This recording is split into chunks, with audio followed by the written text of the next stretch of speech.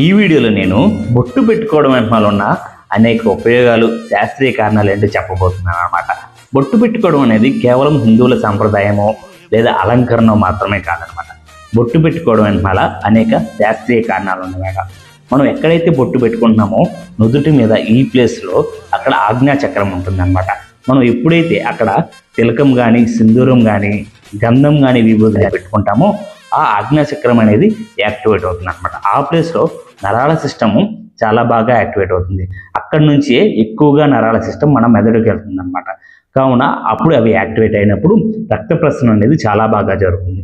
అలా రక్త ప్రసరణ బాగా జరిగినప్పుడు మన మైండ్ అనేది చాలా రిలాక్స్ఫుల్గా, చాలా పీస్ఫుల్గా ఉంటుంది అనమాట. మనం ఏ పని చేపట్టినా సరే దాన్ని ఆ పని మీద కాన్సన్ట్రేషన్ ఎక్కువగా పెట్టగలుగుతాం అనమాట. మీ ఇంట్లో కనుక చిన్నపిల్లలు ఉంటే వారికి చిన్నప్పటి నుంచి బొట్టు పెట్టుకోవడం అనేది అలవాటు చేయండి. ఈ వీడియోని ఎవరైతే బొట్టు పెట్టుకోరో మీ ఫ్రెండ్స్లో వారికి షేర్ చేయండి. అండ్ ఈ వీడియో కనుక మీకు నచ్చినట్టయితే లైక్ చేయండి, మీ అభిప్రాయాన్ని కామెంట్ చేయండి.